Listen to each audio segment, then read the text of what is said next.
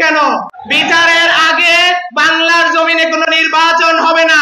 আমি ৭১ দেখিনি, আমি ২৪ দেখেছি। কতটা নির্মম ছিল আপনারা দেখেছেন। আমি ৭১ দেখিনি, আমি ২৪ দেখেছি।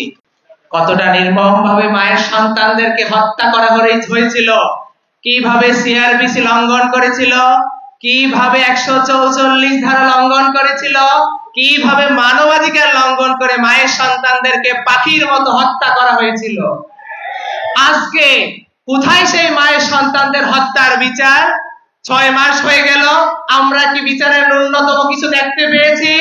কয়টা আসামিকে গ্রেফতার করা হয়েছিল? ২০০০ মায়ের সন্তানকে হত্যা করা হয়েছিল। যদি আপনারা পরিসংখ্যান করেন, একটা হত্যায় একটা মানুষ জড়িত থাকলে ২০০০ মানুষকে গ্রেফতার করার কথা ছিল। একটা হত্যায় ২টা মানুষ জড়িত থাকলে ৪০০০ মানুষ গ্রেফতার করার কথা ছিল। এই পর্যন্ত কয়টা মানুষ গ্রেফতার হয়েছে? গত ৩-৪ দিন আগে ট্রাইব্যুনাল থেকে এসেছে ৩৫ জন আসামি গ্রেফতার হয়েছে। এটাই কি বিচারের নমুনা? আর কি হবে দেখা? যতদিন যাবে বিচার পাবো কি আমরা? তবে আমাদেরকে সকলকে একটা কথা আমি সবসময় বলি, ঐক্য হবে, সংস্কার হবে, নির্বাচন হবে, কিন্তু তার আগে বাংলার জমিনে প্রত্যেকটা মায়ের সন্তানের হত্যার বিচার হতে হবে। বিচারের আগে বাংলার জমিনে কোনো নির্বাচন হবে না।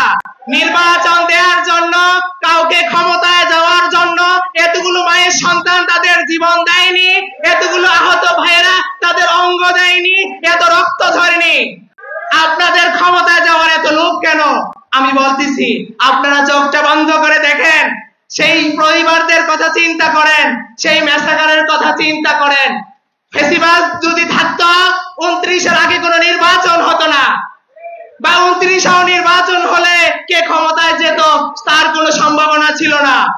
আজকে এত হাজারো মানুষ মুক্ত পাখির মতো ঘুরে বেড়াচ্ছে। আজকে এই হাজারো মানুষ তারা জেল থেকে মুক্তি পেয়েছে। এই স্বাধীনতা যে অর্জন হয়েছে সবকটা প্রত্যেকটা শহীদের রক্তের বিনিময়ে। আমি উপদেষ্টা মণ্ডলীদেরকে অনুরোধ করে জানাতে চাই, আপনারা আজকে ক্ষমতায় গিয়েছেন এই শহীদদের রক্তের উপরে।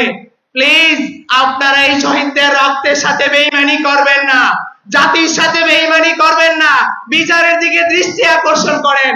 আপনাদের কাছে অনুরোধ রইল, প্রিয় সাংবাদিক ভাইয়েরা, আপনাদের আরেকটা দৃষ্টি আকর্ষণ করতেছি, আগামীকালকে সারা বাংলাদেশের সকল শহীদ পরিবার তাদের হত্যার বিচার এবং কি তাদের রাষ্ট্রীয় স্বীকৃতি এবং শহীদ পরিবারের ন্যায্য অধিকারের জন্য অবস্থান কর্মসূচি পালন করবে শাহবাগে। দেশের সকলকে আহ্বান জানাচ্ছি, তাকবীর।